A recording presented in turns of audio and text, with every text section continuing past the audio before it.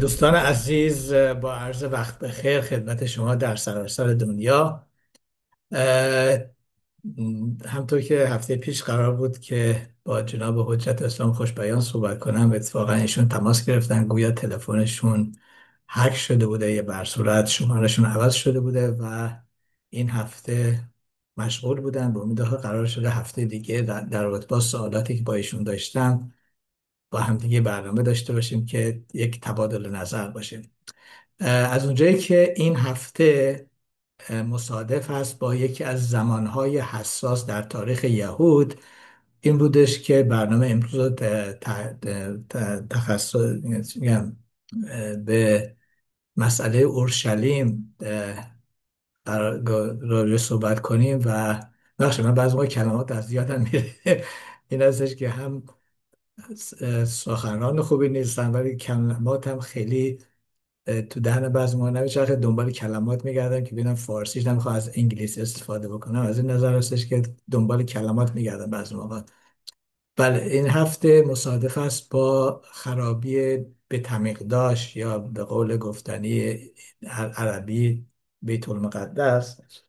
و ما از اول ماه عبری آو که میشه ماه پنجم عبری تا 9 روز به علت خرابی و آتش زدن بیت المقدس و بیت المقدس عزادار هستیم. و همونطور که قبلا چندین بار تکرار کردم، ما در یهودیت برای هیچ پیغمبری، هیچ امامی ما نه تولد میگیریم نه عزاداری میکنیم. و فقط تنها عزاداری که در دین یهود هستش فقط به خاطر خرابی بیت المقدس هستش که این برای ما مسئله حیاتیه.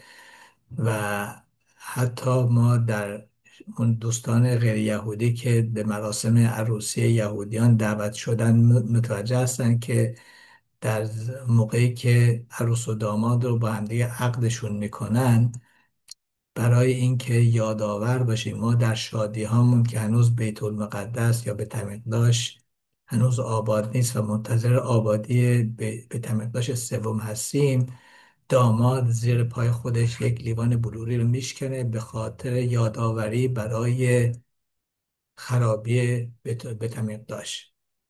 که از این در این روز ما هیچ گونه مراسم عزاداری نداریم، هیچ گونه مراسم عروسی یا شادی نداریم در طی این 9 روز. و در اصل زمینه عزاداری روز خرابی به تمیقداش از 7 ماه گذشته شروع میشه، 17 تموز، که اون زمانی هستش که اورشلیم رو محاصره کردن دشمنان اسرائیل. و در در این 9 روز که در این 9 روز عرض کردم ما عزادار هستیم. و این در عزاداری نیستش که مثل در اسلام کسی زنجیر بزنه و قمه بزنه و از این خبرها نیست. فقط چیزی که هست ما از شادی هامون رو کم میکنیم، عروسی و جشن نمیگیریم. فقط تنها جشنی که گرفته میشه کسانی که فرزند ذکور به سر دارن برای مراسم بریت میلا یا ختن سرونی به قول ایرانی ها اون موقع جشن میگیرن. ولی جشن های دیگر بعد گذاشته میشه برای بعد از ایام نوروز. در این ایام نوروز گوشت خورده نمیشه، گوشت قرمز خورده نمیشه و در لباس نو خریده نمیشه. به خاطر همین تمام اون کسانی که بعد از 120 سالی که از عزیزانشون از دست میدن، همون مراسم که برای اون کسانی که عزیزشون از دست دادن اجرا میشه، برای ما هم به خصوص در خود روز 9 آو یک روزه بزرگ میریم، هم مطابقت میکنه با روزه‌ای که در روز یوم کیپور گرفته میشه. در این روز کسی حتی روی صندلی به راحتی نمیشینه، همه روی زمین میشینن. عرض کردم روزه بزرگ هستش. این هستش که تنها عزاداری ما فقط به خاطر این هستش. حالا یک سری من میخوام برای دوستانی که میخوان درک کنن که این اورشلیم و بیت المقدس چقدر چه اثری داره و واقعا چرا ما اینقدر روی این شهر و این معبد مقدس حساسیت داریم، اه، به این صورت توضیح برای اولا برای دوستانی که خیلی مسائل مذهبی رو بهش اعتقاد ندارن و بیشتر به مسائل تاریخی و اون و کاوشگران تاریخ و اینها خیلی براشون قابل توجه هست. من یک کتابی رو معرفی میکنم برای دوستانی که اهل تحقیق هستن. این کتاب راجع به این هستش مکانهای مثل به داشت که از نظر سوق‌الجشنی، از نظر اون میجرمنت و اندازه و فقط مسئله مذهبی ندارن، بلکه طبق باور یهود جایی هستش که ما از این دنیای خاکی به دنیای بالای الهی ارتباط پیدا میکنیم. جایی هستش به قول معروف یک گیت هستش، یه دروازه هستش از این دنیای خاکی به دنیاهای بالاتر. چون ما در یهودیت اعتقاد داریم که این دنیایی که ما درش هستیم، نشاما یا روح ما زندانی هستش و برای رسیدن به عالمهای بالا و امتحانمون رو پس دادن از این دنیا میبایستی یک سری مراحلی رو طی کنیم. حالا به غیر از که به این مسئله بپردازم، راجع به این کتاب میخواستن دوستان لطف کنن این کتاب اگه دوست دارن، اگه از آمازون دسترسی دارن تهیه بفرمایید. The Dimension of Paradise، که این کتاب رو جان میشل نوشته که این یه مقداری به اون دوستانی که اهل بیشتر مسائل علمی هستن و مسائل مذهبی رو به قولی باش حال نمیکنن، به عنوان یک چیز خرافی نگاش میکنن، بد نیست یه مقدار این کتاب هم اگه دست ازشون از مطالعه کنن که یه دیدگاه بیشتری داشته باشن که وقتی ما میگیم به تعمیق داشت، جایی هستش که یک گیت، یه دروازه هستش که از این دنیا به دنیای بالاتر ارتباط داره. یه مقدار از نظر تاریخ شناسا هم که تحقیقاتی کردن و به یک سری کدها و یک رمز و رازهای رسیدن دست پیدا کنن. حالا برای که این مقدار یک زمینه فکری پیدا بکنیم، یکم بیایم عقب‌تر که ببینیم که اصلا ما در این دنیا چرا اومدیم، به چه وسیله اومدیم و مأموریت و اه، وظیفه ما در این دنیا چی هستش. یکی از چیزهایی که خیلی قشنگ، خیلی ساده، به صورت یک داستان خیلی ساده عمق آمدن در این زندگی رو برای ما توضیح میده، داستانی هستش که در زهرقادوش گفته میشه. زهرقادوش برای دوستانی که بازم خیلی کمتر اطلاعات راجع به یهودیت دارن، میدونیم ما کتاب تورایی که میخونیم تمام داستان چیزایی که ما میخونیم به عنوان داستان، برای که مثلا اونا که دوستان مسلمان ما آشنایی دارن به داستانهایی مثل داستان حضرت ابراهیم یا یوسف، این چیزا در اون وقتی میای تو لول تورا همش میبینی در تورا به صورت رمز شماره ها اصلا در تورا فقط ما با شماره و رمز و کد سر و کار داریم. درسته ما به عنوان یک داستان میخونیمش، ولی کسانی که وارد هستن، کسانی که در علمهای فلسفه یهود خیلی تحقیق میکنن، از این به اصطلاح داستانها کدهایی در میارن که یکی از راههایی که ما میتونیم به این رمز و رازها دست پیدا بکنیم و ببینیم که این دنیا رو چه اصولی میگرده، کتاب زهرقادوش هست. این زهر همون اگه بخواد با فارسی هم بگیم میشه از همون کلمه زهره میاد، یعنی درخشنده.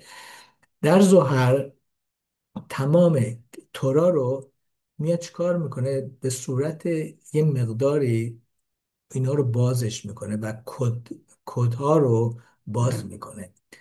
و در این کتاب برای که خیلی راحت در عین حالی که به سادگی داره توضیح میده، یه عمق عجیب هم درش هست، به این صورت که میخواد به ما بگه که ما چطور به این دنیا وارد شدیم. برای بیان این مطلب میاد خیلی حرف قشنگی میزنه. میگه یک مادر بوده، بچه هاشو میخواسته بفرسته کنیسا، بعد از ظهر جمعه هم بوده. اینجا پرانتز باز میکنم، در 6 روز آفرینش، که البته این 6 روز که مردم به اشتباه میگن به خلال 6 روز 24 ساعته و هفت روز هفته امروز هستش، که نیست. چون که اه، اجرام آسمانی که ما باش زمان امروزه رو باش تشخیص میدیم در روز 4 آفرینش آفریده شده، و در روز 6 که به اصطلاح از نظر تقویمی اگه بخوایم چی بکنیم مطابقت میکنه با جمعه. ظهر در طور میفهمم در طبق نظر در طبق فلسفه یهود، انسان در روز 6 آفرینش آفریده شد. یعنی اگه مطابقت بکنیم با تقویم میشه همون روز جمعه بعد از ظهر، که ظاهر میگه یک مادر بوده که میخواست بچه هاشو بفرسته کنیسا، که این دوتا بچه رو لباس سفید تمیز تنشون میکنه، و این بچه ها در بین راه که میخواستن برن کنیسا با یک گروه از بچه های دیگه تماس پیدا میکنن، که این بچه ها داشتن چیکار میکردن؟ با 2 تا توپه گلی بازی میکردن، که اینا هم مشغول این بازی گل بازی میشن و لباسشون کثیف میشه و بر میگردن خانه، و مادرشون مجبور میشه که چیکار کنه؟ لباس های اینا رو بشوره تمیز کنه.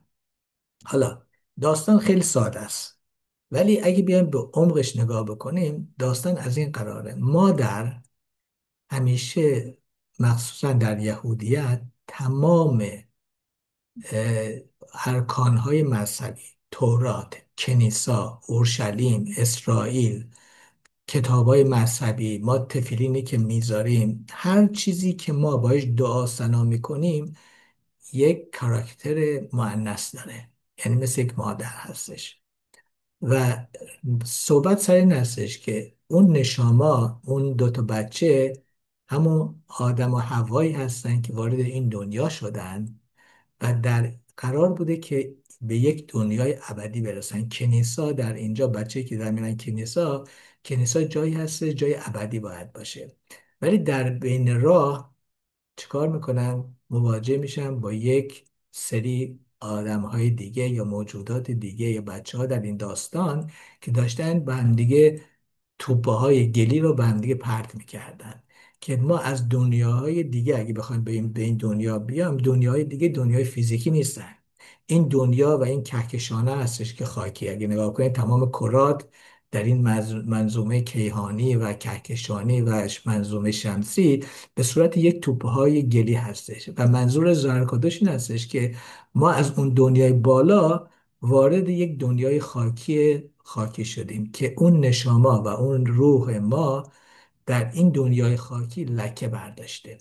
حالا برای اینکه ما برگردیم به اون عالمی که قرار بوده اون مادر اصلی ما، اون کسی که خالق ما هستش، که ما رو آفریده بوده که به یک دنیای ابدی برسیم، این هستش که بایستی ما رو چیکار بکنه؟ لباس ما رو تمیز کنه، که این تمیزکاری در این دنیا انجام میشه. ولی یعنی که ما باید بیام در این دنیا طبق اون پتانسیالی که هر شخص در این دنیا داره میبایستی روی خودش کار بکنه، و این روحو که در این دنیای خاکی آلوده شده رو ارتقای درجه بده، ببره بالا. حالا در این وسط ما یک دورانی که بیت المقدس یا بیت المقدس آباد بوده، وظیفه کاهنین در این بوده که انسانهایی که در این دنیا طبق قانون رعایت میکردن و کاراشون انجام میدادن، ولی اگه خطای ازشون سر میزده، برای جبران و برای اون خطا و از بین ببرن، بایستی میومدن سالیانه در 3 بار در سال، که اون ایام پسوور، ایام سوکا و شاووت بوده، بعد میمدن اورشلیم که طبق مراسمی از طریق کاهنهای اعظم و کاهنهایی که در بیت المقدس یا بیت المقدس کار میکردن، این خطاها رو که به صورت لکه هایی بوده بر روی روح و روان ما رو پاک کنن، که بهش گفتن قربانی. که البته قربانی که در ادیان دیگه کاپی شده، اصلا تا اون قربانی که در دوران که وقتی بیت المقدس آباد بوده زمین تا آسمون فرق میکنه. کلمه قربانی از همونطور که در فارسی هم هستش، کلمه قربانی کلمه عبری هستش. حالا درسته در عربی و فارسی هم میگیم، ولی در فارسی همه به یکی مثلا میگن قربونت برم و این چیزا، همه قربانی، و خیلی بفهمن که این کلمه چقدر اه، بار میتونه هم خطرناک داشته باشه هم مثبت. ولی خب تو ایران دیگه رسم شده هر کی به هر کسی قربونت برم و این چیزا. ولی کلمه قربانی از قرب، یعنی چی شده، قرب شده، نزدیک شدن به خداوند یادش. یعنی در مراسمی که در به تمیقداش انجام می شده، ما بیمایستی طبق پراسسی این خطاها یا اون انرژی منفی رو انتقالش میدادیم به یک حیوان کاشر، که از طریق اون کاهنها این حیوان ذبح می شده، و اون انرژی، چون ما یک روح حیوانی درمون هست و یک روح اه، روحانی و یک روح حیوانی، که وقتی خطا انجام میشه این روح حیوانی هستش که اون روح روحانی رو لکه‌دار کرده، و بایستی این چیکار بکنه؟ انتقال پیدا بکنه. و برای اینکه ما قرب پیدا کنیم، نزدیک بشیم به ذات الهی، بایستی این انرژی حیوانی رو که لکه‌دار کرده، اون نشما رو انتقالش بدیم، که از طریق کاهنا این ذبحی که انجام می شده، این انرژی منفی یا اون گناه یا اون خطا یا هر چی که بوده رو انتقال میده به اون مرکزی که مخصوص این بوده. و از طریق خون اون حیوانات متوجه می شدن که این شخص چقدر، برای اینکه بازم اینجا متوجه بشیم که چرا خون. حالا یه مثال دیگه هم میزنم که یکم واضح تر بشه.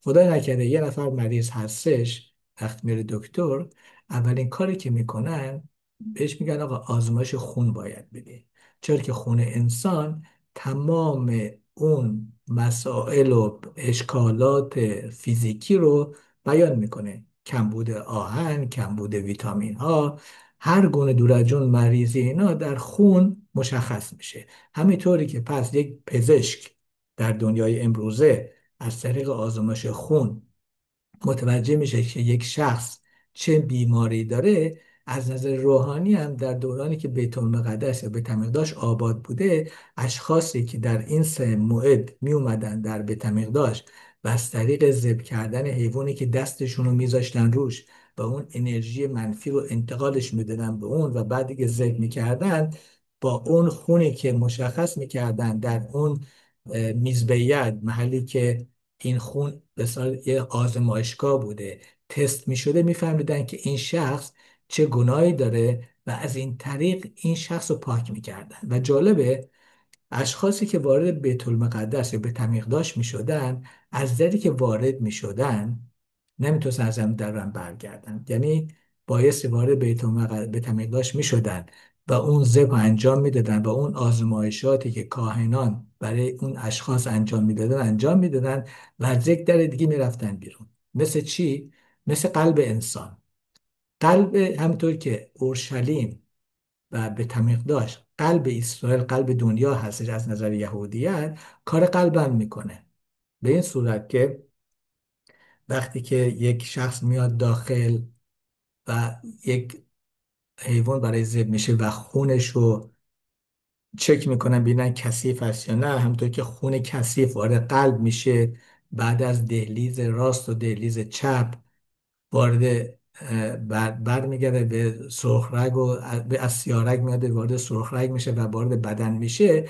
به همین طریق هم وقتی یک شخصی به خاطر گناهی که کرده وارد به تمیقداش میشده که وارد مثل قلب دنیا بوده، این ذبحی که انجام میشده و پاک میشده، همونطور که دیگه خونی که پاک هست از اون دهلیزی که وارد شده نمیتونه برگرده، و خود به خود اونا که طبیعی خوندن متوجه میشن، چون دهلیز وقتی خون کثیف وارد دهلیز میشه درش بسته میشه و دیگه خون تمیز نمیتونه برگرده به دهلیز قبلی.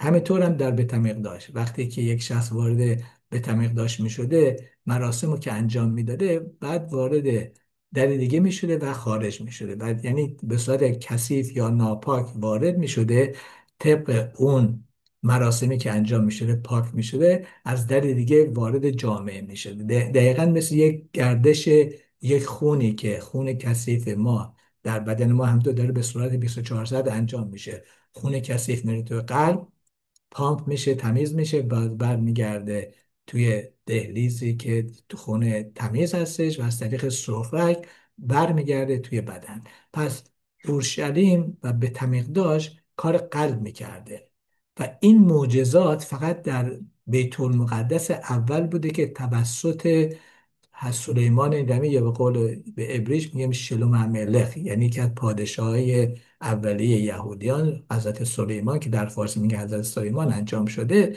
که این بیت داشت اول تمام معجزات که بایستی انجام بشه در اینجا انجام میشده.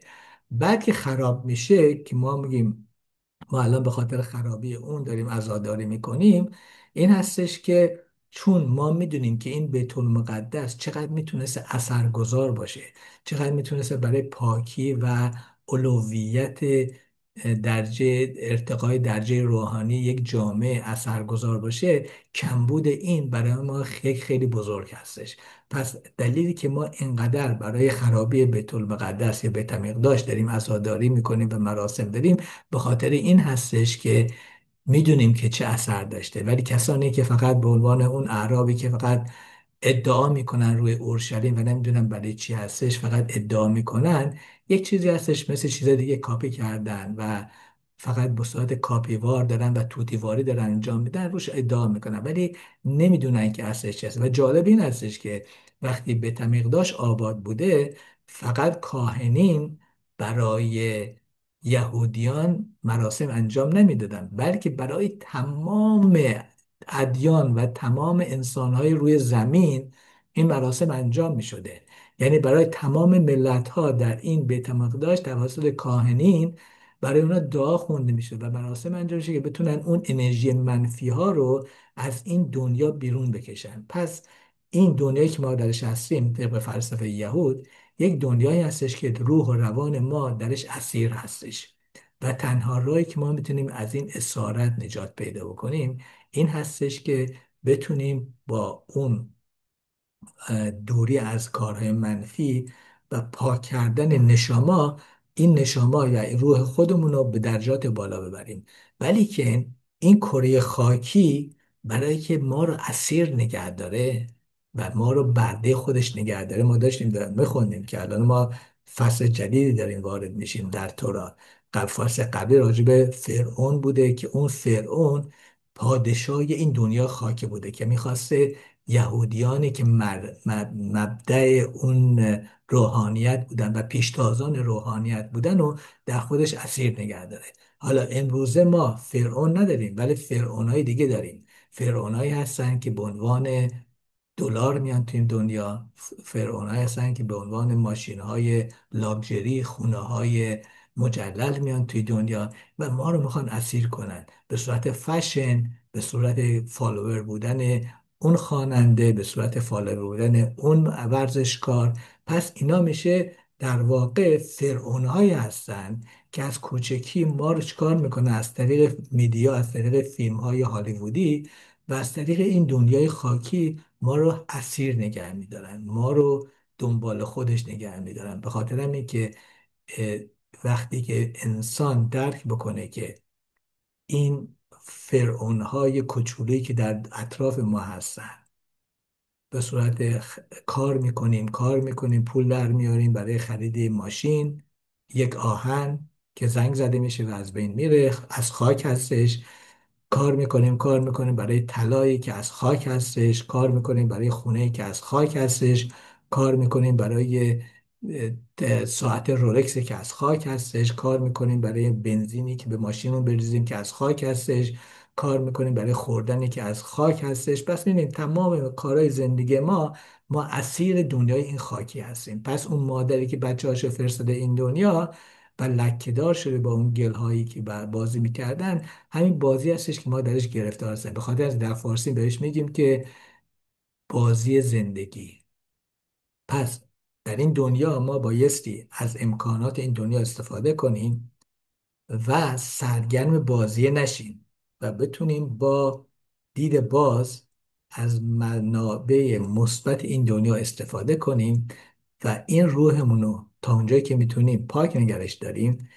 و در این وسط متاسفانه اختلافاتی که میشه به صورت جنگ های ایدئولوژی که الان بین یهودی و مسلمون و مسیحی و کافر و بدین و همه ایدئولوژی مختلف درگیر هستن، خودش یک بازی این زندگی هستش که درگیر ما رو کرده که به اون هدفی که بایستی در تمام انسانهای دنیا اتحاد پیدا کنند و به همدیگه توحید، به یک توحیدی برسن، جلوی اینو میگیره. چرا که ما همه انسان ها از آدم میایم و همونطور که در جلسات قبلم گفتم، کلمه آدمی که در عبری، در فارسی هم، در کلمات دیگه هم هست، جمع بسته نمیشه در عبری. در فارسی ما میگیم آدم ها، ولی در عبری چه یک آدم باشه چه 100 میلیون آدم باشه میگیم آدم، برای که همه از یک آدم هستیم. درسته پخش شدیم، نشامه ها پخش شده، ولی اصل همه انسان ها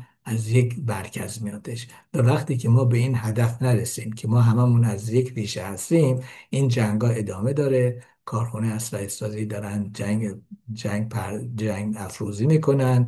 و این هستش که اه، تا وقتی که ما درک نکنیم که این بیت المقدس و بیت المقدسی که ما داریم برش در این 9 روز برای خرابیش عزاداری میکنیم، چه نقش اساسی میتونسته در ارتقای درجه انسان ها در تمام مراحل، چه یهودی چه غیر یهودی، داشته باشه.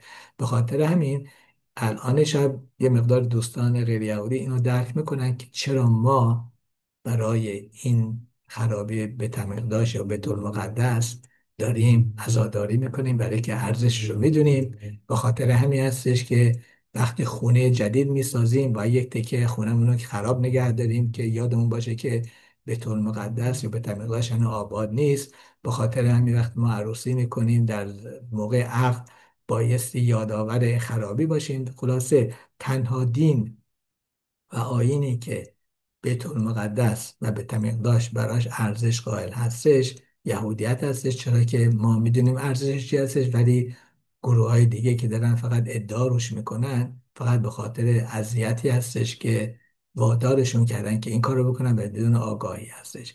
و جالب خاتمه در این داستان ختم میکنم برنامه رو.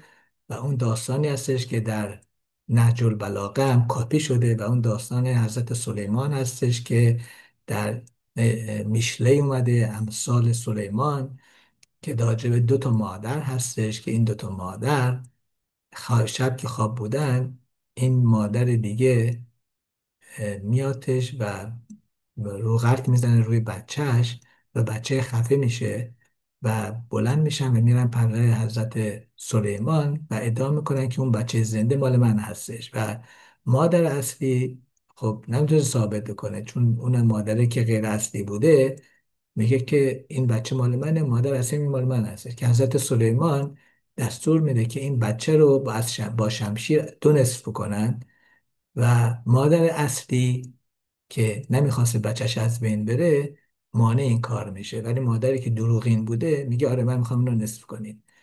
حضرت سلیمان متوجه میشه که این بچه اصلی، بچه مال مادر اصلی هستش که نمیخواد اینجا نصف بشه.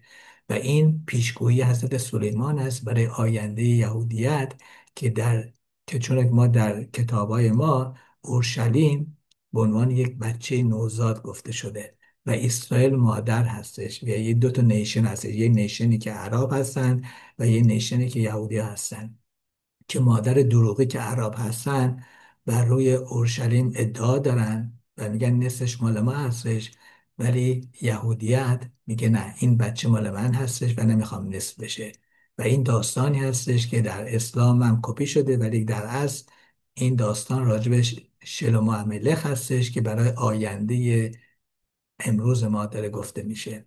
دوستان عزیز، ازتون خواهش میکنم که برنامه ما رو به دوستانتون در ایران به خصوص معرفی کنید. کانال یوتیوب ما رو سابسکرایب کنید، لایک کنید و تا هفته دیگه همه دوستان رو به خدای بزرگ میسپارم. خدا نگهدار.